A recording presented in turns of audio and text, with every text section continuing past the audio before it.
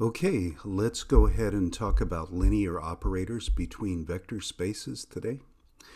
Okay, an operator, by the way, is just a kind of function. Okay, I don't know where the language came from, different parts of mathematics and physics and stuff, but an operator is just a type of function.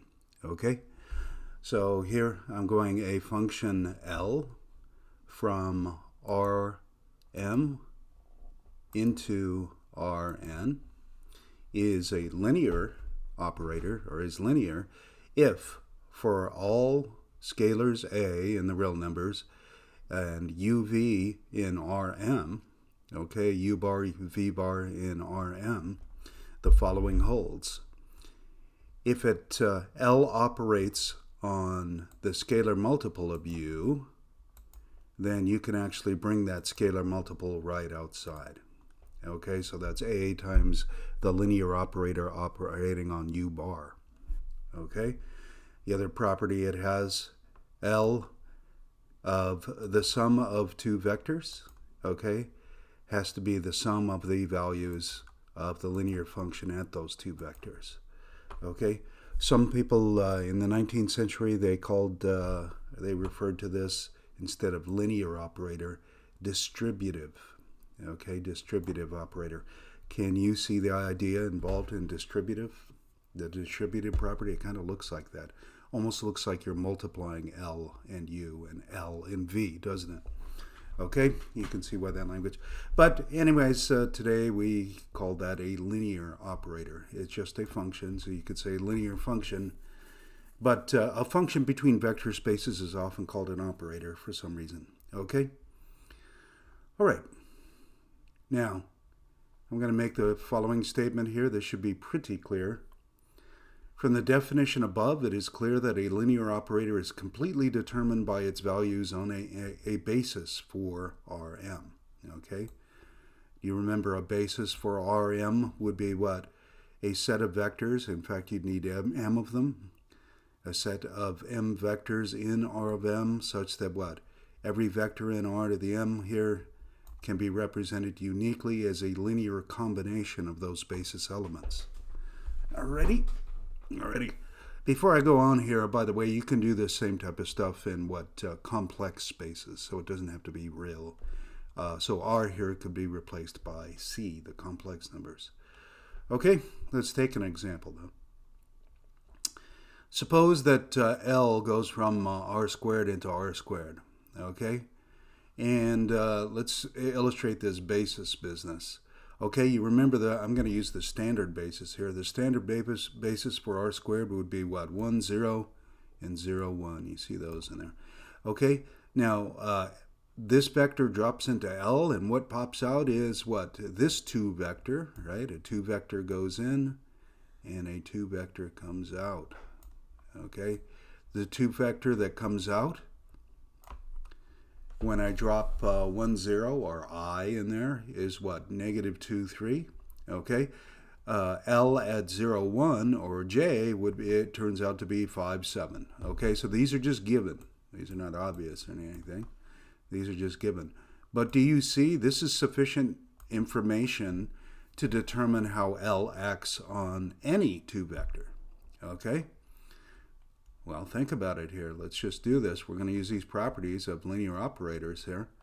Let's say, I'm taking a general vector from R squared, AB. Okay, so L of AB should be what? L of A0 plus 0B, right? Since these 2 vectors inside add to AB. But this is a linear operator, so L of this sum is what? The sum of the values of the L operators there. So this is going to be what? L of A0 plus L of 0B. Okay, so we're using that second property there. Alrighty. But wait, A0 is actually what? The scalar multiple, a scalar multiple of 1, 0. And likewise, 0B is B times 0, 1. Now, for a linear operator, using the first property, right, up here, first property, that scalar can pop out of L. So I'm actually looking at what? A times L of 1, 0 plus B times L of 0, 1. Well, I know what these values are, right? I know what these values are. They were given up there. Okay?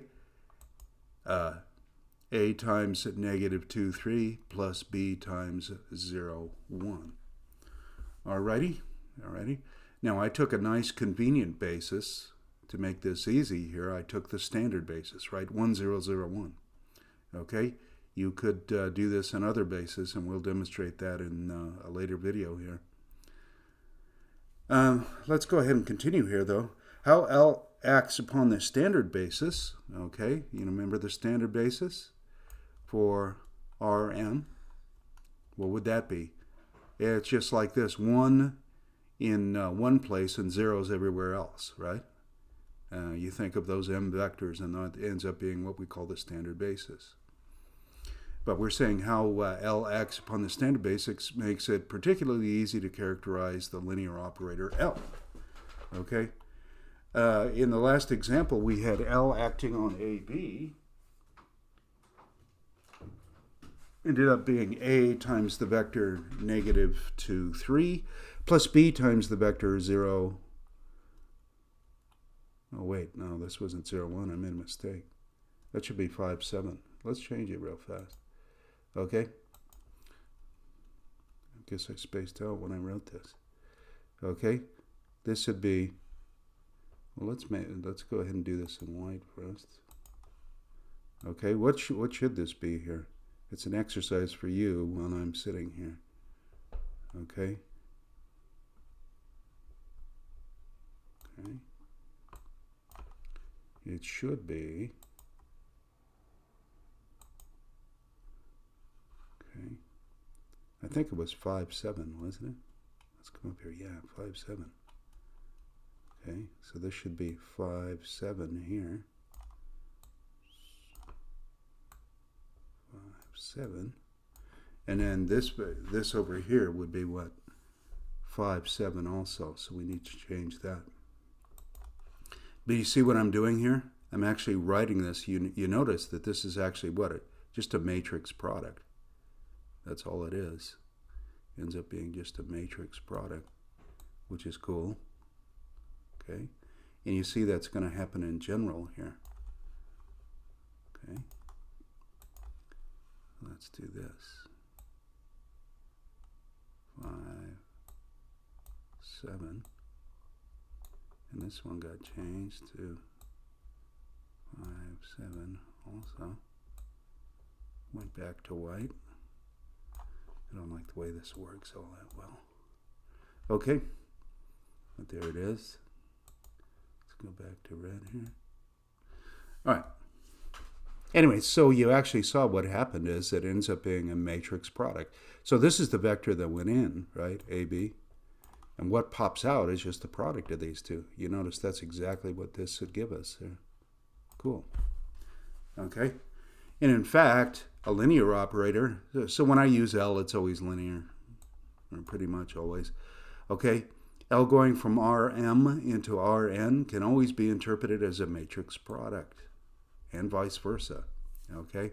In other words, a matrix product, if you've got a fixed matrix here, and you're just multiplying whatever vector you drop in, okay, multiplying it on that matrix, okay, what you end up with is a linear operator, okay, and vice versa. So matrix products and linear operators are essentially the same thing in that sense, okay?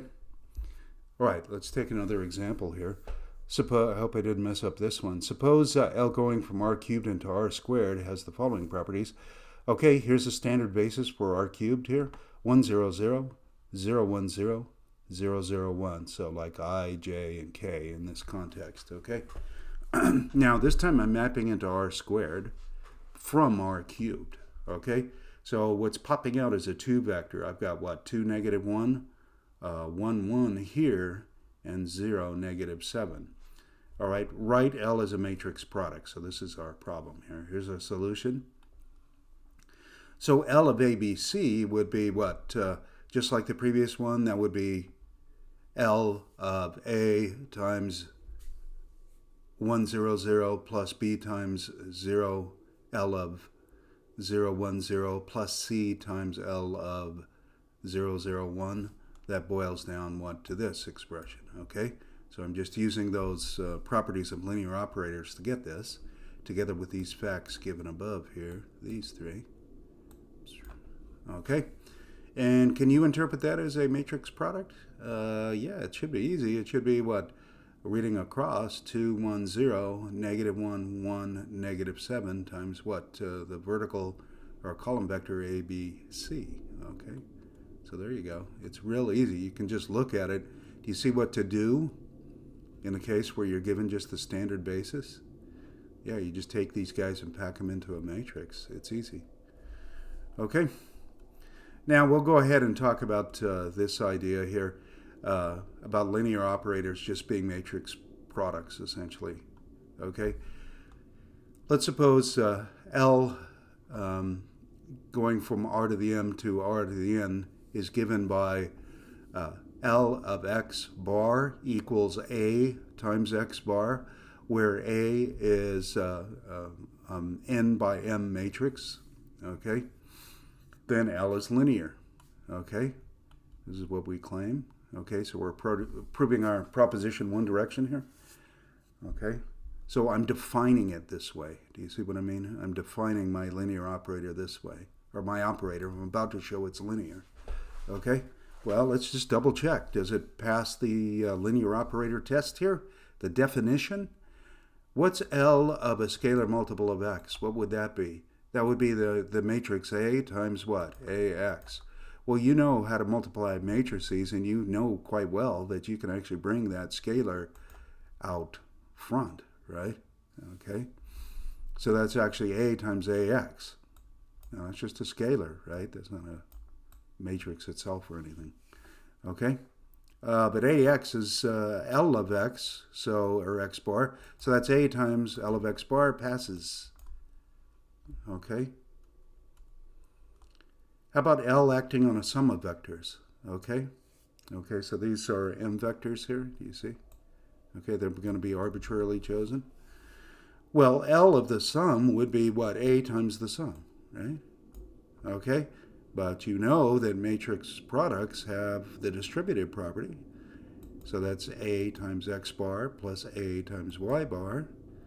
So that's really what? L of x plus L of y. Okay? Thus, what? A matrix product like this is a linear operator. Okay? Now let's do conversely.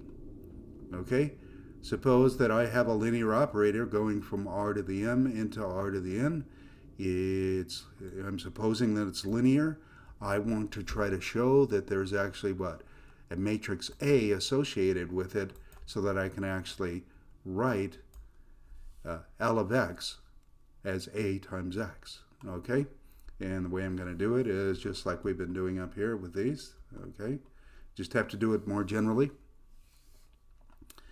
Okay, here's what I'm going to do. I'm going E bar sub I is the ith standard basis element, okay, or its basis vector for R to the N. Okay, so that just means I have zeros everywhere except what? I've got a 1 in the ith place, okay?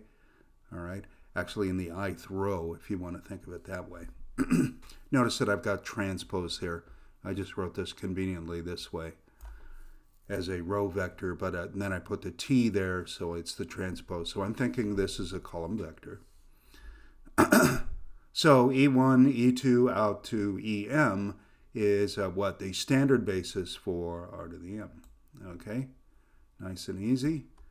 Now suppose that L acting on EI is C bar. Okay, that's going to be an element of Rn because that's where the mapping goes from and to, right? It's into R to the N.